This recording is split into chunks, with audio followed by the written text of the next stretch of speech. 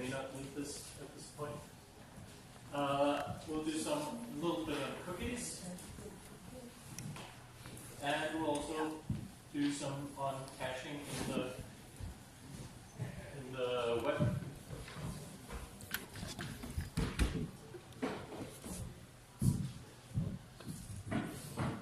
See, then after that, we'll do a short movie.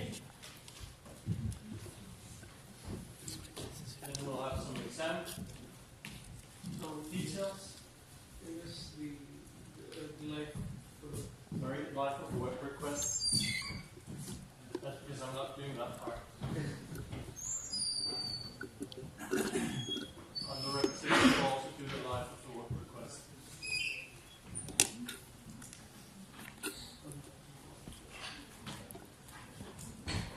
And then we'll do some presentations, or rather, you will do some presentations for us.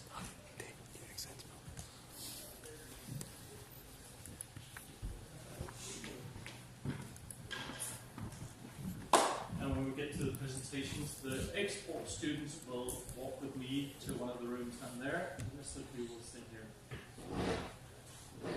So, we'd ask you what you would like to touch upon again. These were the things that you mentioned to us.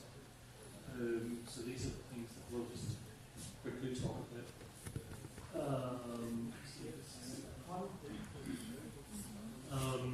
First and foremost, I'd like to ask you, let's just close the door, what's FTP used for? What is the purpose of FTP? You should all know this by now. So if I just pick you in the middle there, yeah, we'll do you, that's fine. What's the purpose of FTP? File transfer, exactly. Transferring files to and from the server, to and from the client, or from and to, correctly. Now, FTP is a special protocol because you can use FTP for some things using only one TCP connection, but if you want to transfer files or even get a file listing on some servers, you need two TCP connections. So that's quite different from how most web protocols actually work. And that also makes it a bit hard to use.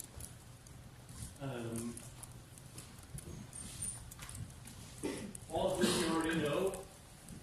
I just want to refer you to RFC 959 and ask you, how many of you actually looked in that RFC when doing the assignment? Please show of hands. 1 second. Please show of hands. How many looked in the RFC when you did the assignment? Okay. Of those of you that looked in the RFC, how many of you learned something? That was actually about half the people that looked in the RFC. So I think that's pretty good. The RFC 959 is one of the early ones, so it can be difficult to understand, but it can also be quite condensed in its subject matter. So the RFC is what describes what the protocol should work like. That's what all the people actually making a client or making a server using FTP should follow. And most of them do quite fairly. Let's just turn off the sound on my phone. Should of course have done that before I started. Now, the FTP server uses port. Yes? As I recall it, I'm not totally sure about this, but as I recall it, there was some kind of an extended command set or something like that. And when I installed the local FTP server, so I could see what happened on the server side when I was testing the FTP software. That was a very good idea. And it was like for instance, the get is not a get, it's a RETR. Yes. So I have to send the RETR and not the get. Yes. to retrieve the file? Yes, but that's because the GET is from the HTTP protocol and the RETR is from the HTTP protocol, so they use different commands. That's correct. Okay, yeah, okay. Okay, thank you.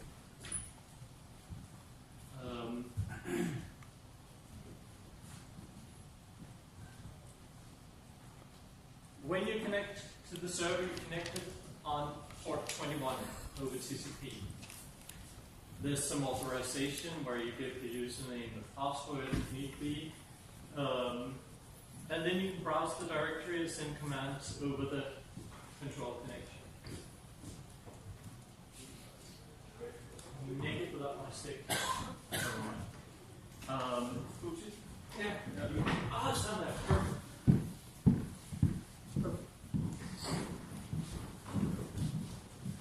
Now this diagram here says that the TCP control connection is the TCP server port 21. What's the port on the client?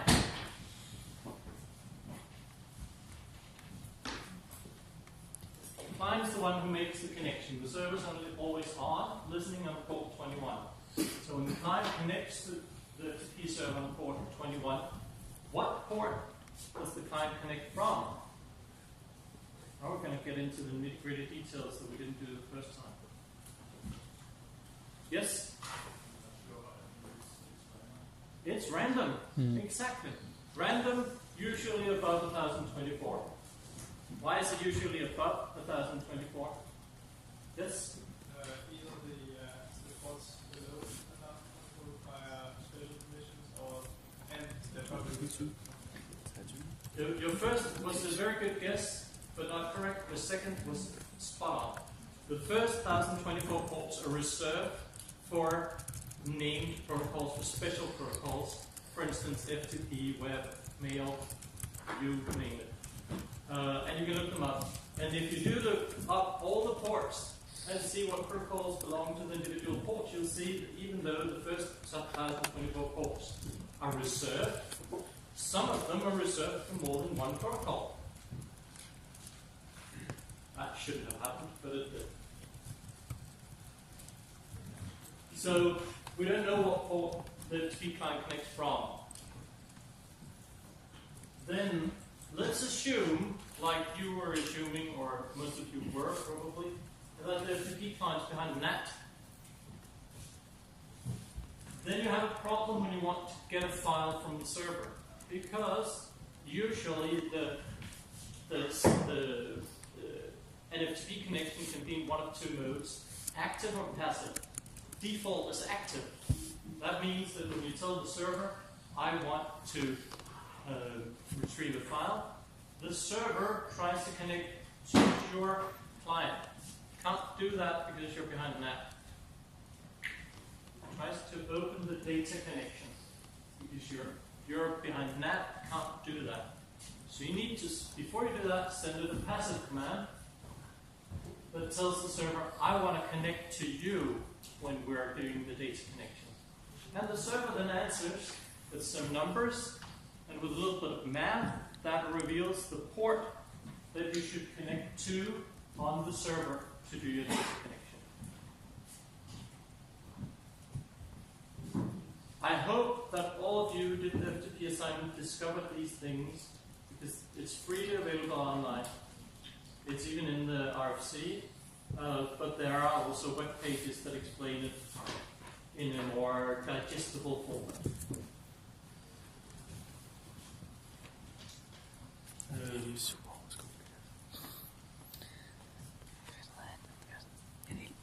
Once the file's been transferred, the server closes the data connection. What does that mean? Well, it means that if you want to do another operation after the first one, you need to reopen your data connection.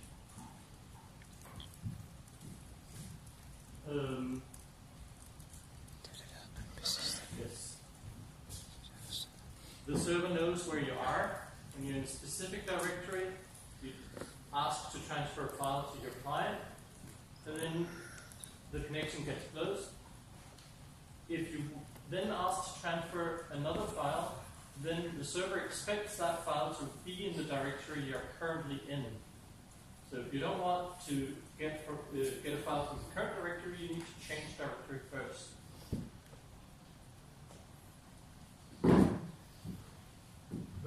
Some of the commands that you need to use, that's the username, password.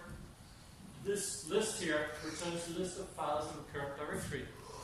What I didn't talk about is that some servers, I believe all of them, but I'm not certain, they return that list on the data connection. So you need to have your data connection up and running before you use the command. Retrieve file name, gets a file, store file name, stores a file, puts it up on the web server, or at least tries to. How many of you got one of these error codes at some point in testing your program? Oh, sorry, I should do it one by one. How many of you got that one, 331? That should be all of you. Good. Did any of you not get this one? Good. We tapped it wrong. How about this one, 125 data connection already open? Anyone got that one? That's if you try to open a data connection twice. No? Good. 425 can't open data connection. Some of you might have gotten that one. Yeah? Good. 452, error writing file. You got that one? Was that, can I ask why? Can't remember. Okay. Okay. Probably trying to write to a server where you didn't have write permission. Probably. Could be.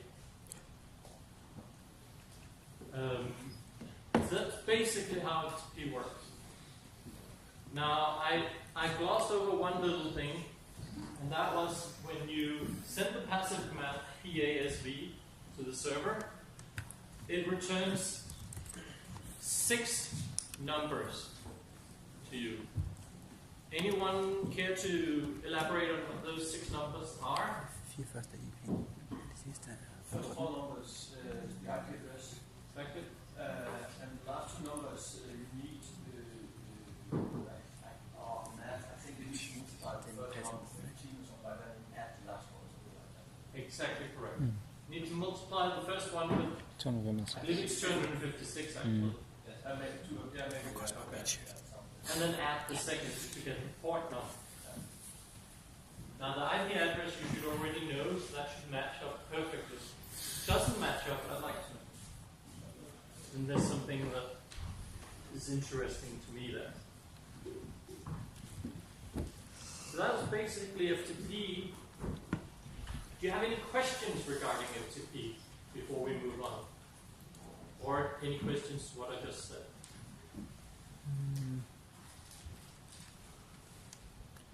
Resident. Yes? Can you explain the NAT part of The it? net part. The NAT part, the network addressing. Network Translation. address translation part. Yeah. Regarding FTP. Yeah. Yeah? The thing is, when you open a TCP connection, you need to be able to reach the other part. If you're behind a net, basically what happens is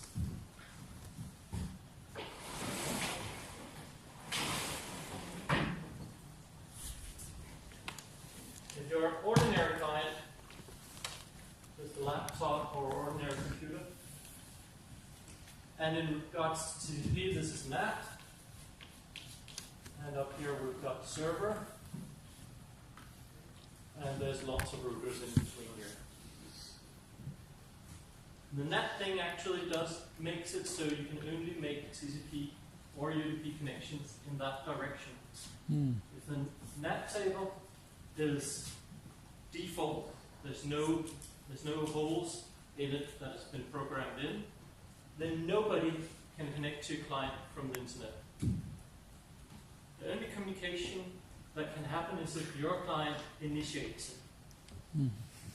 So, for example, you in your assignment had to set up a website.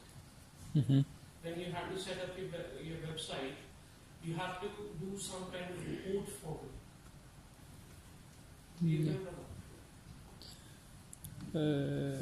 Ja, hvad det ikke sammen 2. Yeah, where you have to, for example, everything that is coming to the gateway, to the router, Yeah. on at port 80. Port 80 on the router is not open. Mm-hmm. So you have to tell explicitly to the router if there is traffic coming on port 80, what should it do with it? Mm. And that is that it should forward it to one of the silos. Similarly, if there is some traffic that is coming back, a server is opening a file, a connection, TCP connection, and wants to send a file. And for that, it will try to access the same port that it came from. Yeah. And that would be a problem because that port, the gateway is not listening to it. So, Normally it's the firewall that's blocking these ports. The firewall, it doesn't allow any port to that you haven't explicitly opened to receive information on. And then when the server is trying to open a communication channel on a specific port that you haven't opened, then it will drop that traffic. mm-hmm. Yeah. That's the problem. So then, And I had trouble wrapping my head around the entire structure about passive FTP because the client asks the server on port 21, I would like to transfer a file in or out, doesn't really matter. And the server then replies with the IP address and a way to calculate a port. But if the server is on the inside of the net, that only forwards port 21 to. Inside of that. Oh, the server's not inside that. No, yeah, it's the server is on the inside of the firewall, Yes. Yeah. and you have to go through a firewall Yes. to reach it. Yeah. You have to do the NAT port punching as well. Sorry, that was the That's a topic. You have to do the setup of your firewall so it allows that to the server. Is that called Canadian or what's that called? No. No, not at all. No. Definitely not plug and play. No. How does it open that port that The network administrator programs it into the net itself, the firewall, the router. But it's a random port. Huh? No, it's not. No, that. no. What the server is deciding The that server is from always these in the FTP configuration file Yeah. of the server, Yeah. you have to specify that these are the ports. For example, 200, 2500, 55 to 2500. 65 or these 10 ports are available or 50 or 100 ports, whatever. These ports are available for you to receive information on or set up a data connection on. And in the firewall, you will set up a rule that says FTP, TCP on these ports incoming allowed. Okay, so you have So- to manually set that range up. Yeah, you set up that range up in the firewall, and you set up the range up in the configuration file of the server that you are communicating with. Okay. That's Yeah, why so- it decides which port you should communicate with, Yes. and it would be a random port from the server from the client side. Yes, I understand. Thank you.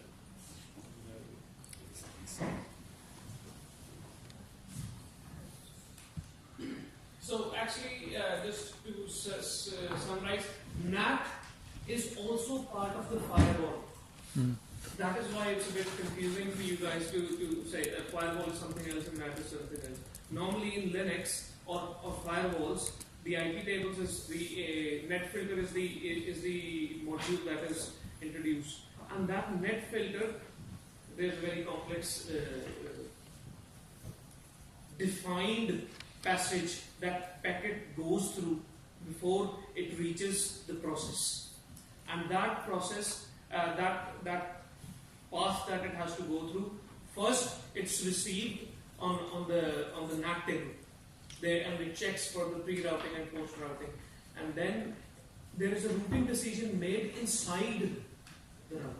Then there is some other rules that are applied, and then again a routing decision is made based on all the changes that have been performed on the header. For example. If the port has changed, if the IP address has changed, all these things. After that, there is again firewall that is that it's matched against. So there is a combination of things that happens at where you have this network card where it receives and when it gets to the process. There is a lot of things that are going on.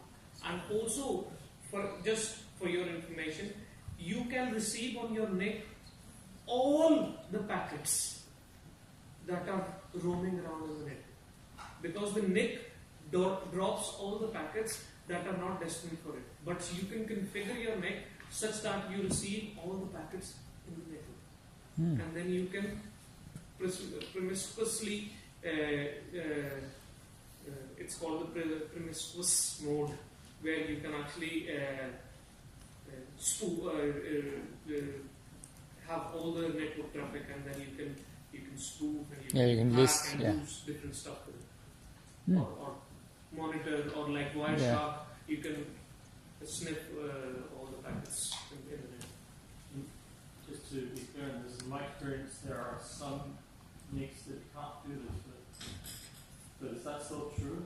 I know it was true once. It is. It's still true? I can. You can't. But But how have you tried it? What? How have you tried it? I just tried on Wireshark. I can't sniff anything. No, but that's Wireshark. No, I've checked it out. Because in with TCP dump, Yeah. you can change the mode of listening. It might be that it's true that some of the NICs cannot, but I know certain it was true once. okay. Then it might be true for some of the NICs, but some of the NICs you can actually run promiscuous mode, and you can actually then sniff packets in there. Let's move on.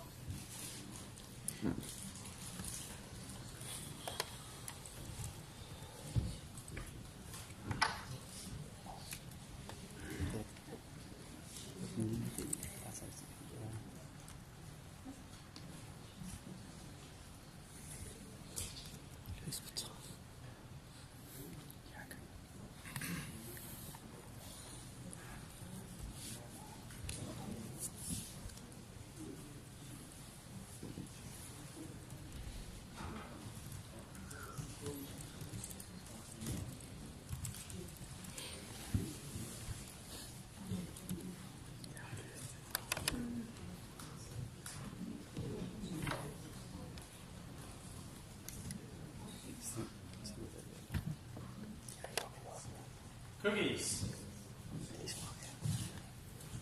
Cookies are delicious. Most websites have begun to write. But these cookies are just a little piece of text that are exchanged between server and a client.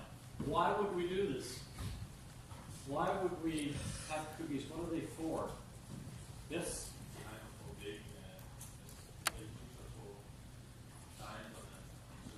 Yes? That could be one use for it, but they're not exclusive to that use. It's for maintaining state over an HTTP session. HTTP is a stateless protocol, meaning that in the HTTP protocol itself, there are nothing to help you maintain state, to know when you get a second request from the same client that this is actually the second request from that client. There's nothing in the HTTP protocol to help you do this. So, instead we use cookies. This is, by the way, a big advantage on for the HTTP protocol, because it makes it much less complex than it otherwise would have to be. Very simple protocol. It's so simple that we're now using it for lots of other things than just serving web pages.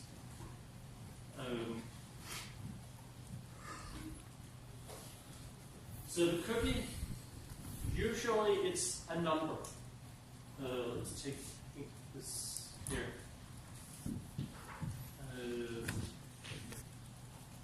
Here we have a client connecting to an Amazon server for the first time, obviously a very new computer. He's got an eBay account. He needs to log in on the Amazon server in order for the Amazon server to know that. But first he sends an HTTP request where he says, I want the index file. I want the page of the Amazon website. First page I get to. The server does this. It creates a user, creates an ID 1678 for that user, stores that in its database, and then on its answer, it puts a header inside the HTTP where it says set cookie 1678. So now the client knows that it needs to make a small text file that's connected to the Amazon Web Service address and has the content 1678, so that the next time we send a request to the web server, we send that number with the request. This could be, for instance, now I want to log in with my username and password, and then the Amazon Web Server takes the cookie ID and the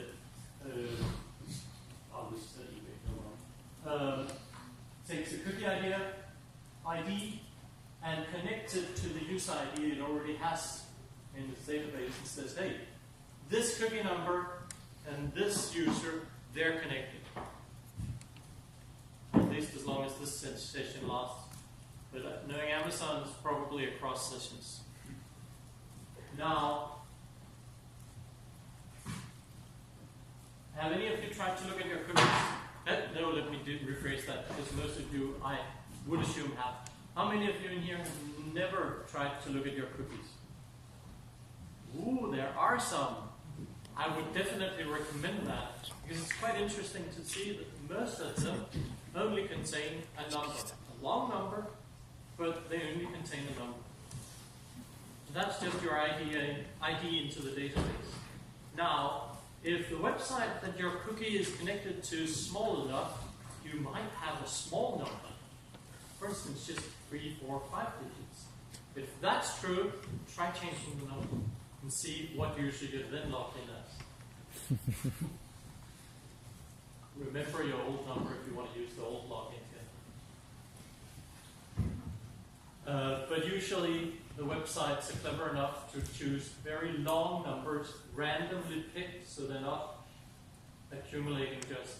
So that if you try to pick a random number, well, there's probably 1,000,000 to 1 chance that you're going to pick one that they don't have in the database.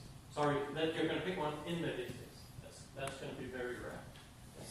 That's quite a security problem. Yes, that is definitely a security problem. So don't trust only the cookie ID when you're doing something security relevant. But yes, it is a security problem, but you can actually choose a number that's sufficiently large that the problem almost, not quite, but almost disappears. If someone steals your entire cookie, Yes, that's correct. that's almost easier than Yes. trying to guess. Yes. And stealing cookies is a time-honored tradition on the web. Lots of websites try to do it, and some browsers sometimes plug holes that did allow it. Would Amazon, for instance, would they really allow for a login only No. on No. The big websites do not allow login only based on your cookies. No, that's not it. They don't do that. There's a website called something along the lines of Am I Unique or something. It's a website where you just go to the main address and then it tells you whether or not your computer sends enough information with an ordinary GET request to uniquely identify it online. And most of you do.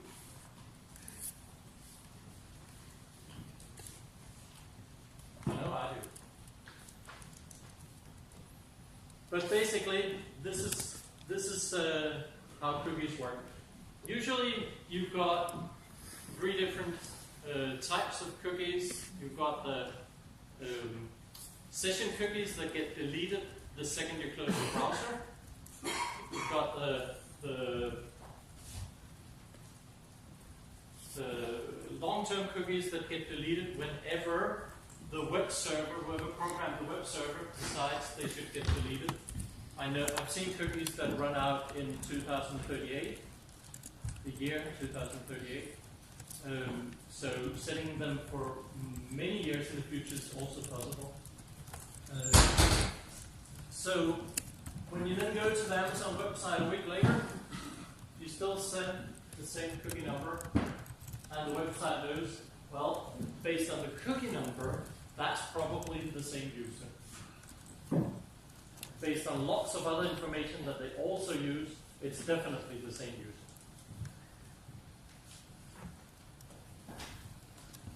You can use cookies for lots of different things. It just depends on your imagination on the web server part.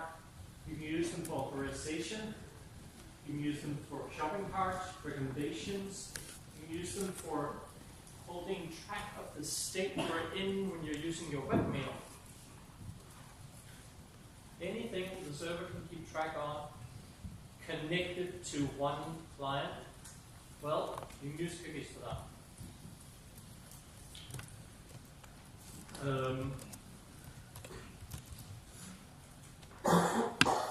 That was basically about cookies.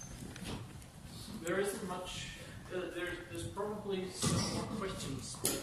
I heard you said 3 types of cookies, but Yeah, I meant that's to. one. I misspoke. Sorry. So only 2 types.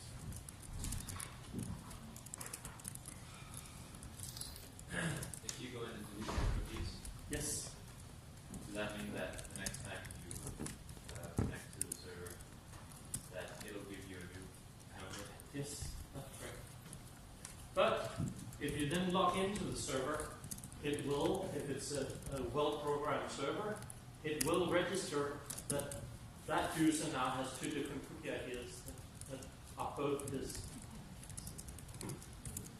Be aware, if you start going around randomly deleting your cookies, you will experience weird behavior online, and you might lose stuff that you didn't want to lose. For instance, a lot of web games where you don't need to log in necessarily, they store your progress in cookies. That can also be hacked. Yeah. Any other questions regarding cookies? No? Just briefly, Yeah, definitely. cookies are browser based. So if you're using Mozilla and Firefox, Mozilla, Firefox and Google Chrome, then you can have separate cookies for your both connected. A very, very good way of testing what it would be like to delete all your cookies would be to just install a new browser and use that. Also, sometimes when you get a service unavailable, that is because your cookie is causing to get older status of your request, and that means that even though that problem has been solved, you still fetch the error page. So sometimes deleting your cookies can help refreshing your. If you log into browsers like Google Chrome, does the cookies go across computers? So if I'm logged into my computer here on Google Chrome and my session app at home, would it be the same cookies? That's a very good question. That's actually up to the browser programmers, how they sync. So that's not something I can answer definitely. Yeah, Some browsers probably do, some browsers definitely don't. Yes, exactly that. And sometimes it's configured. You can choose. I know it's configurable in Firefox. Yeah. So for example, if you want it to be across, then you can request security from somebody like us. No. We'll start sniffing the traffic and figure out what cookies you're using. To answer this question, Google actually syncs your history between Be aware that history and cookies are 2 different things. both history and cookies. Sync both history and cookies. But my question was, you said that if you do remove your cookies or delete them, and then you go in again, then it'll recognize that you're the same person and you have two cookies. It will if you log in. Yes. That was the important part of the system. Also, the servers program very well. It might be able to just, based on the information that you're sending the server, might be able to recognize you without cookies, without logging. If you open an incognito window, will you only get session cookies from that browser? I believe so, but that's how all incognito windows should work in browsers. If they actually are programmed that way, I can't answer.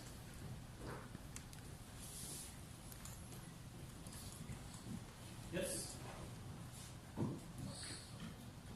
Caching? Basically, what's the purpose of a cache?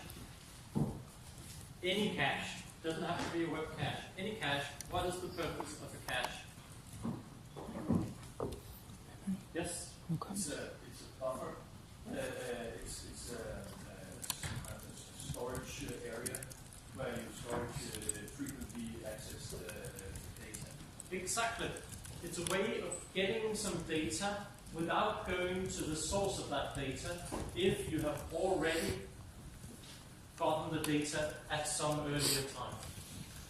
That's how caches work in a computer. You're going to learn about that when you've got operating systems. That's how web caches work. When it comes to web caches, it's quite important because the distance to the server time-wise might be long. So if I'm asking for www.google.com, then I'm actually asking for the index page of Google. That's going to be the same for all of us. Actually retrieving that page from the Google web server every time one of us in here wants to go there, that's silly. Just do it the first time one of us does it, and then have it sitting in a cache at the university computer center somewhere, so that every time somebody else after the first one tries to get Google's index page, then it comes from the caches. Doesn't it, when you if you write google.com, doesn't it check to see if the page has been some kind of altered in any way? It does. You put your head on the nail in regards to what the problem is with caches. How do you make sure the data you're getting from the cache is the newest version of the data you need? If the data changes often, then the cache doesn't give as much value as if the data changes rarely. But when it comes to web caches, you actually have a way of keeping track of that. This is not an art course. So you have a conditional get. When you store something in your cache, you also store when it was last changed. And what you do is, if you hit the cache, before the cache actually serves the page to you directly from its cache, it sends a conditional get to the original source. Remember, we don't just cache HTML pages. We also cache pictures, videos, programs, anything that you can transfer over HTTP, we cache in a web cache. So some of these can be very, very large. I mean, we've got gigabytes of files online.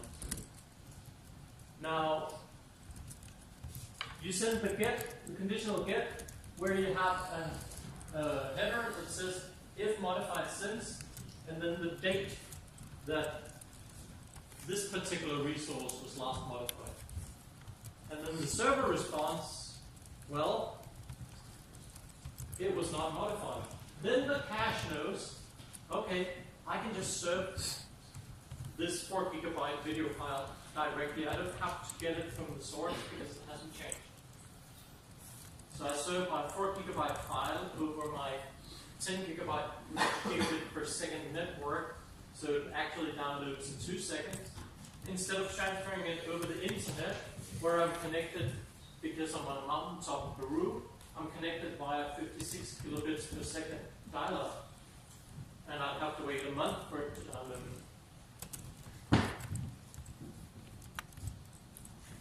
Why on earth would I be on a mountaintop in Peru? Well, that's where all the good telescopes are. You can watch the sky.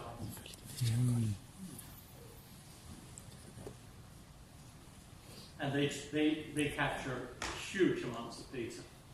And they do not transfer it over the internet. That would be too slow. A question. If you have a page with a lot of objects, Yes. and only one of those objects has been altered since the last cache, Then if that object gets fetched from fetched the original. yes. Okay. Thank you.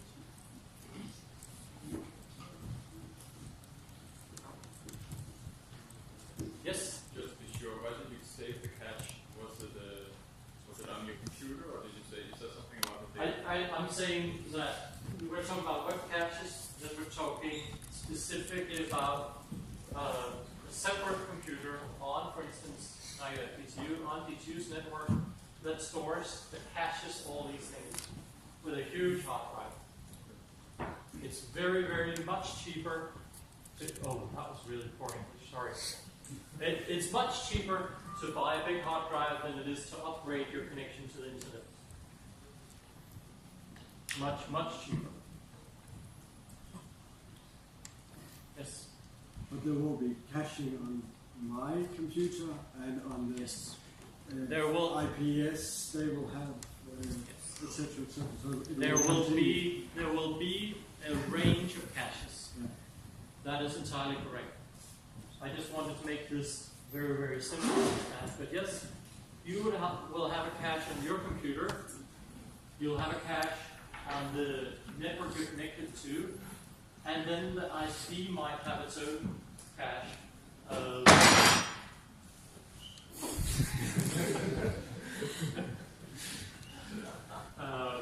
And there might be other web caches. You could claim that content distribution networks are actually just a very big, very advanced cache. So, what is content distribution networks? Let's just get that clear.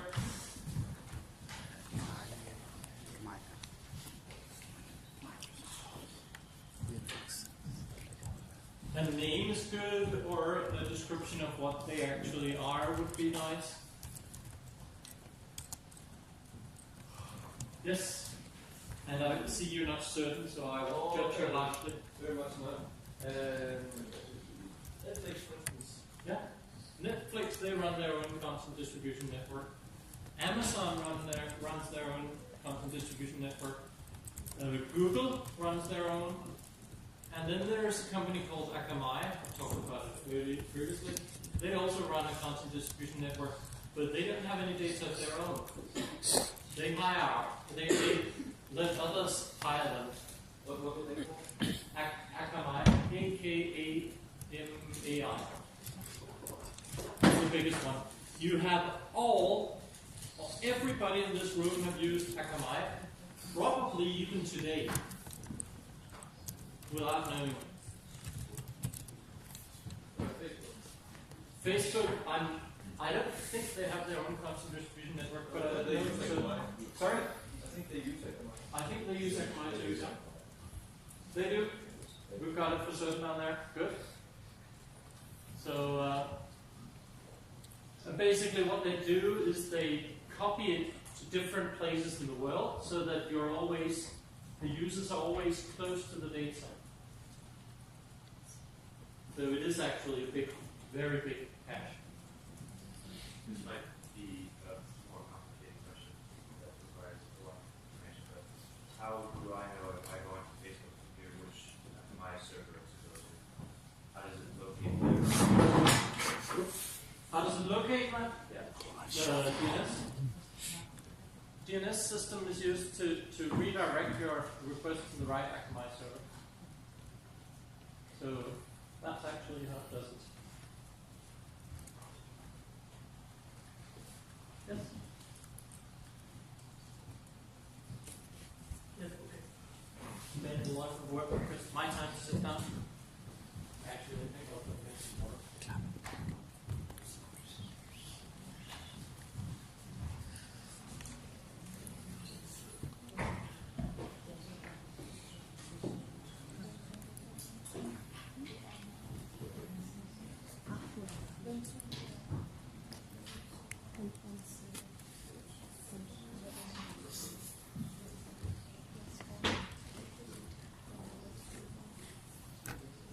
All export and software and electronics, they all have this question which is adjoined.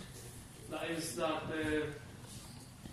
what happens when you connect your computer to internet, and how do you get Google.com to respond back to you?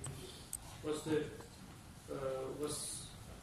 the steps that are involved in it, and how do you actually achieve that? So important for this question is that you understand that scenario that you're going to present. And that is, there are subtle things that you might overlook, which could cause problems, because then you've not set up the scenario correctly, and then the example that you're taking from the book doesn't correspond to that. So here is the scenario that's from the book. There are a couple of things that you have to remember here. That is, first off, even though it shows Wi-Fi, in this scenario, this is Ethernet communication that is explained in the slides. So, for example, if you're coming into the room, you are plugging in a LAN cable. You're not actually connecting via Wi-Fi, because if you connect via Wi-Fi, and as Daniel has told you, there'll be extra steps involved. That extends, and that would be one of the things that you might want to learn. The other aspect is, normally when you connect to a network, you have the DNS on that network. You have a DNS server running on that network. Normally. Not always, but normally. Yes. The last bit of what you just said, disagreeing with me. Okay. Yes. The DNS server, when you connect to a network, it is normally that you find the DNS server on that network. But in this scenario, the DNS server is located on the ISP, which is outside the network that you've connected to. So for you to be able to talk to that DNS server, you are going through the internet.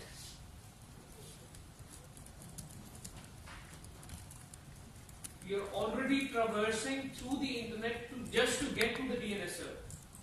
Normally that's not the case. Normally the network, so for example, if you're connecting to the DTU's network, so DTU would have a DNS server that would be running, and you don't need to traverse through the network before you get to the DNS server.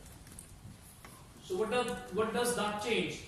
That changes when you need an ARM request in this scenario. So these are the things that you should be aware of when you're building up your scenario. You should know what are the constraints, what are the limits, what are the nitty-gritties of how your scenario is set up.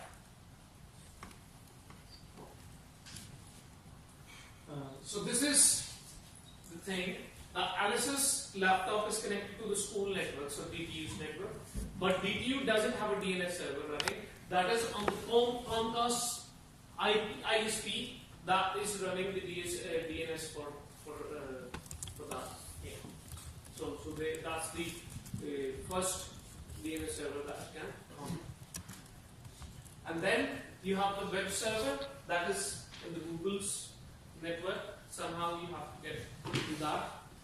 So what would be the first step in order for you to be able to do that? When you come into the room, what would be the first thing you need to do in order to get to google.com? Yeah. Connect your computer. Yeah. Connect it. And when you connect to a computer, what does happen? What happens? When you open your web browser and types google.com in the address line, you go to the host file, see if you already have that IP address locally. So you don't have to go to the DNS server. There are a lot of things that happen before that.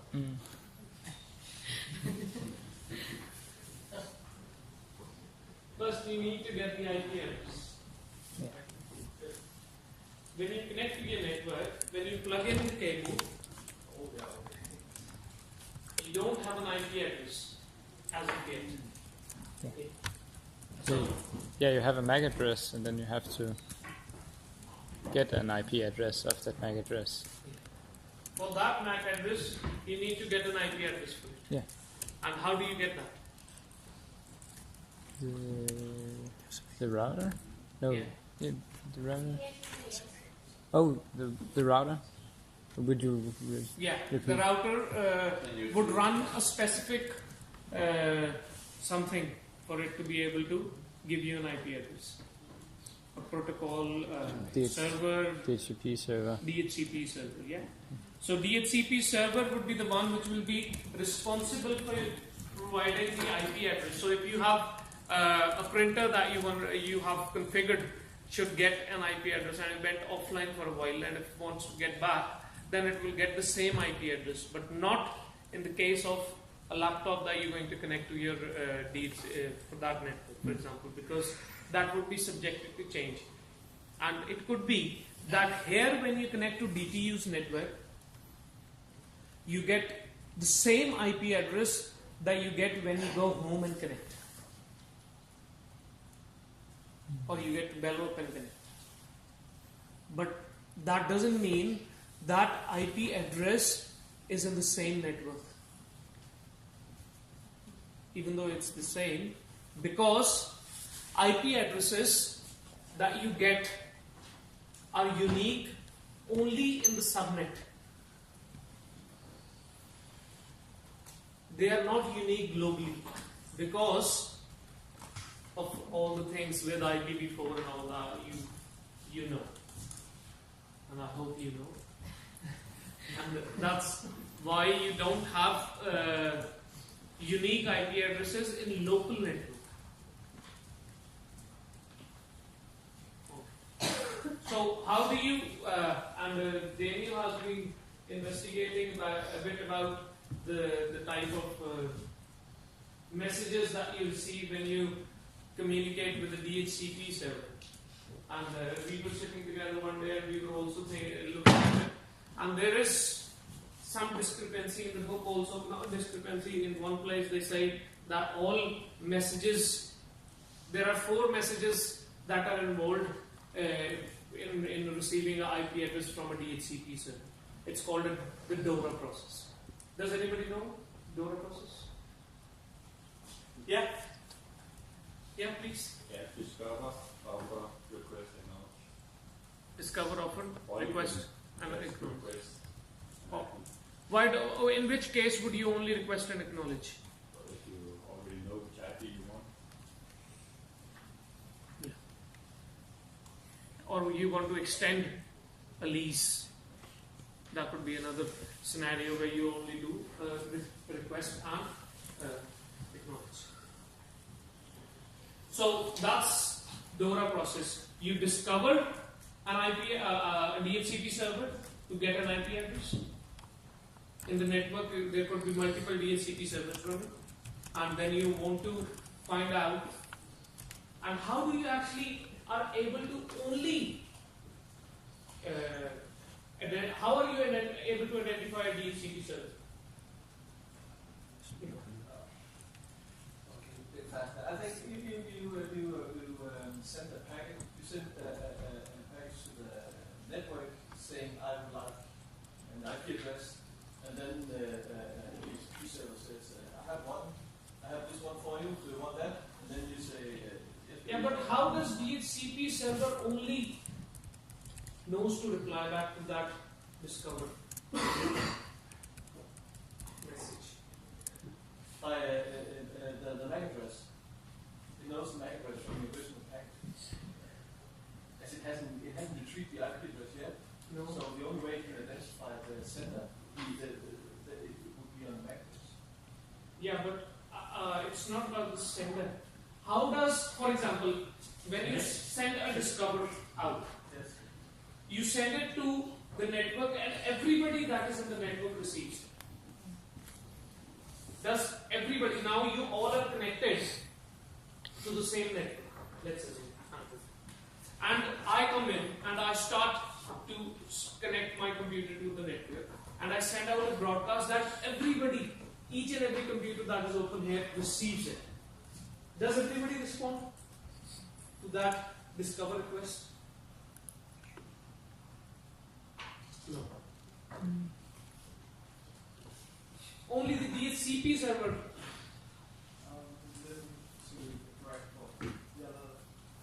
Precisely. The port that you send the message on decides who will respond on it. Because normally you're running firewalls and stuff like that, or somehow you're dropping the packet. There could be different reasons for it. But somehow you are dropping a packet which is coming on port 67.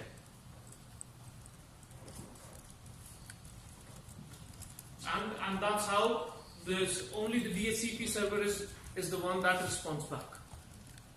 That's how it's only the DHCP server that responds back. I want you to think about something. What if the network doesn't have a DHCP server? What happens then?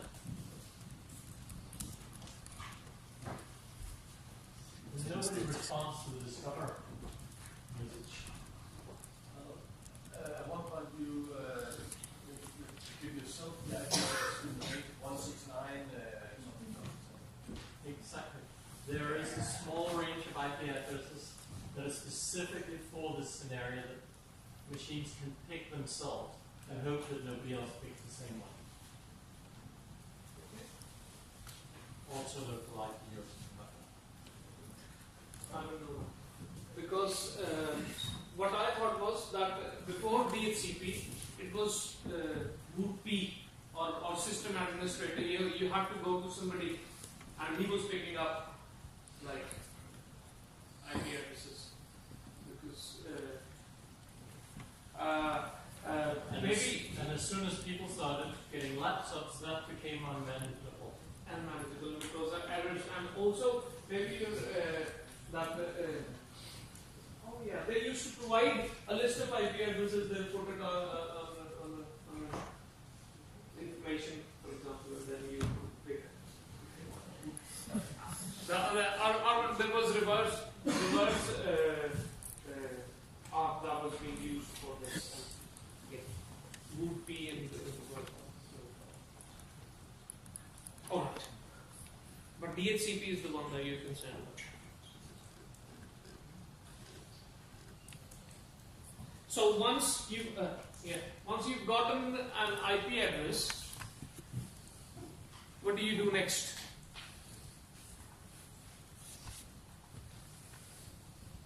Okay, before that, once you get DHCP to give you the IP address, what all do you get? You get an IP address. Do you get something else also? Yes. You get a lease time. That this IP address that I've given you is only valid for a particular period of time. And after that, you're out on your own, like everything in leases. And normally, when the half of the lease is run out, you send a request and acknowledgement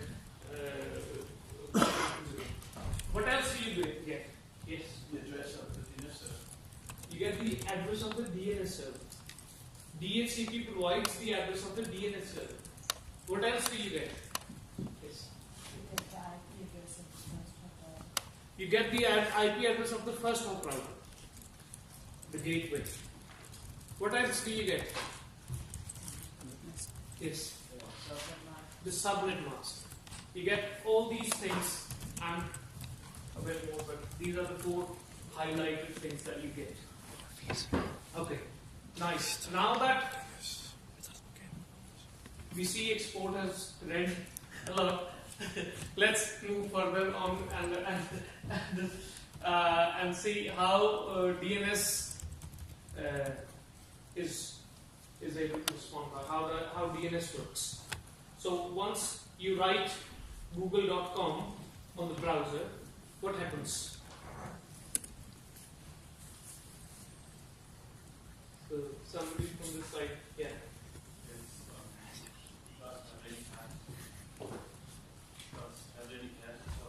Does it have any cache or not? Yeah. But just I built up a scenario where I said that DNS server is located outside the network. So before you can actually get to the DNS server, what do you need?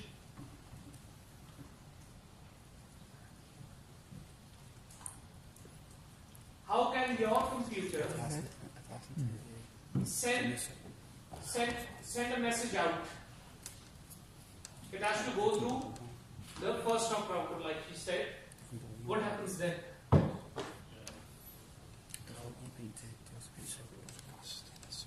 Now, so if you want to get a message out from your local net, you know the IP address of the router, the default gateway, or the first hop router. You know the IP address of it. How can you communicate with it?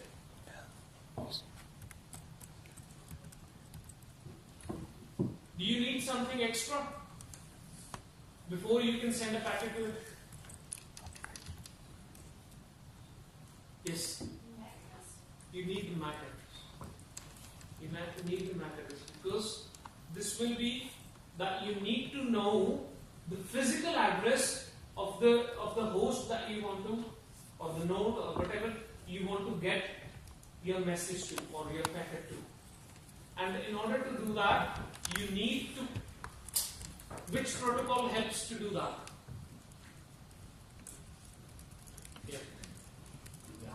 VR. Address resolution protocol. That is sent out. It says, I know this IP address. It is sent out to everybody. It says, I know this IP address. Does anybody know the MAC address for this IP address? And the guy that receives, that has that IP address will receive it and says, okay, it matches. Then it will send the MAC address for itself out to that particular address. And that is how you are able to know that that MAC address belongs to that IP. Once you are able to do that, then you are inside the network able to reach that computer or router. Yeah. And then you send a DNS to it. Because it has to go outside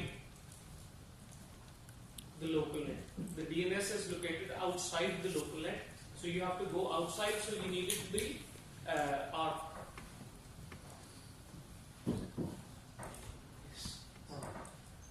If it was inside, the DNS was inside the local net, how would it work?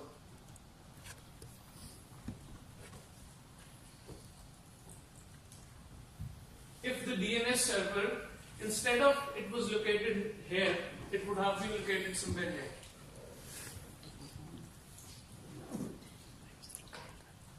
And there was a line from that switch to that also, to that DNS server. Yes?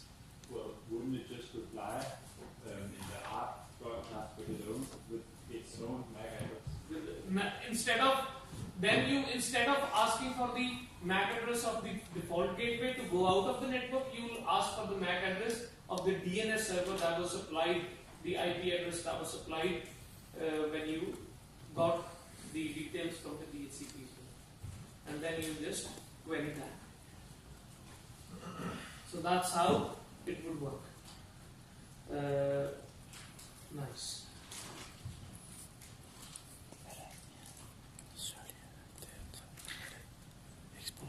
So DNS, Ben, can somebody summarize how DNS works?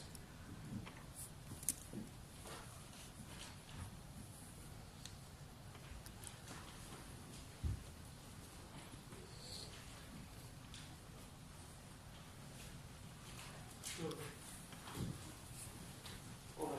So DNS, what does DNS do? Yeah. Translates a name, .gov.com into an IP. It translates a domain name to an IP address. So it needs to translate google.com to an IP address, and then it would be what you say.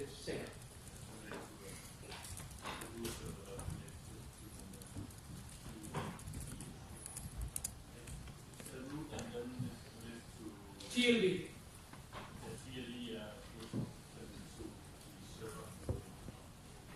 So, but if it was cached, how would it work?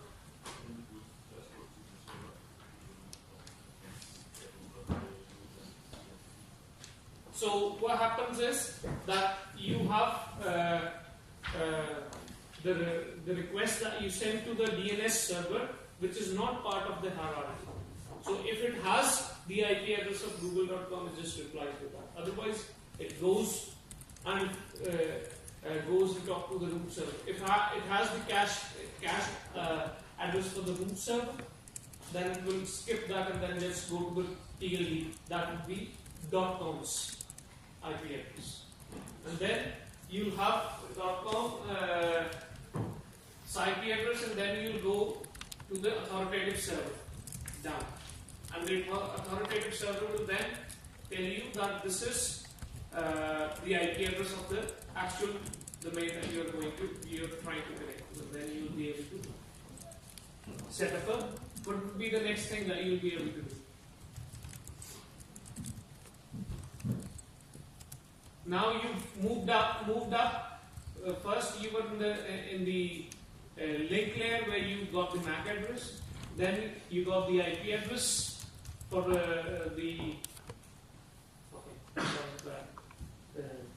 because IP address, yes, it is in the network layer, but DNS is working on the application layer. But anyway, you get the IP address. Now, what do you need?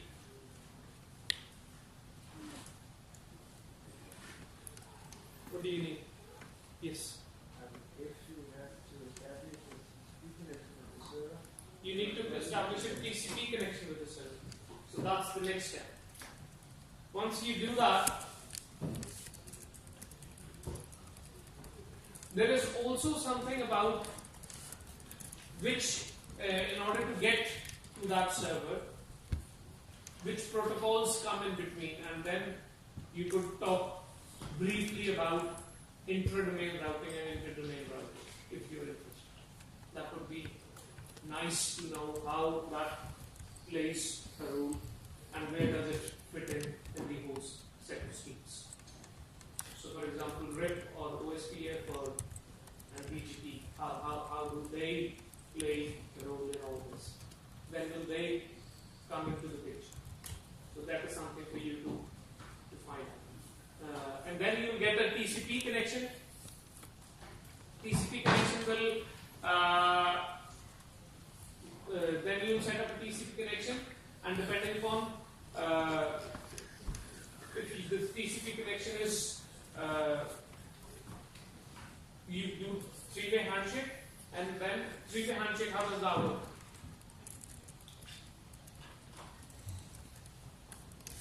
Three-way handshake. Yes.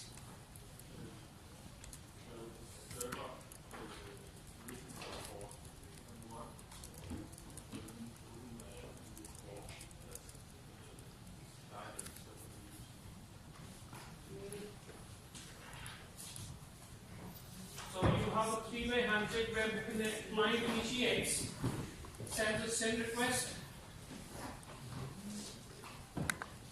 accent from the server, and then you have There are a lot of things that gets decided in this. What would be the start sequence or all these things. There are a lot of things that get decided in this handshake. But after that, what you are able to do is that you are able to start to go on the application layer and send a GET request. A GET request. So the whole process, it is first you have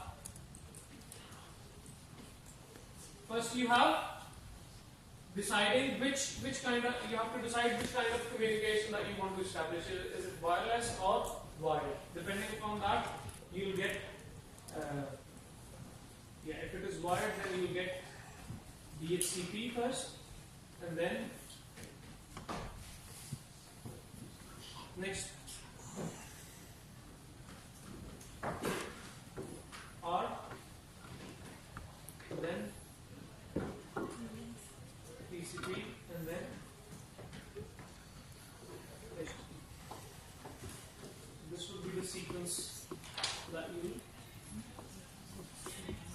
have to go through in order to get Google.com's index page back to your computer.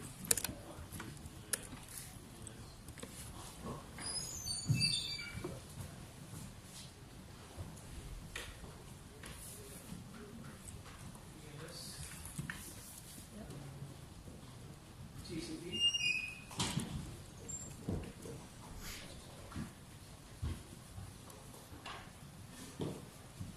Thank you. Alright. So I hope that refreshes everybody on the whole course. I want to ask a question that's just personal interest here. What's the longest top-level domain that we currently have? Anybody know? What was the question? What is the longest top-level domain we currently have? And guesses are good too. I don't know the answer, by the way. I'm sorry? Dot professional? That's professional, that's about 10, 11 letters. I know for a fact that's not even close.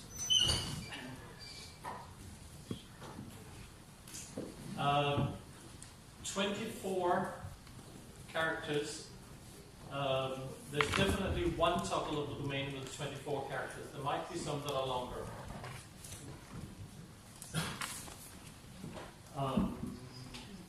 Then I think we should take a short break before we do the rest of today's. So let's say 2:30.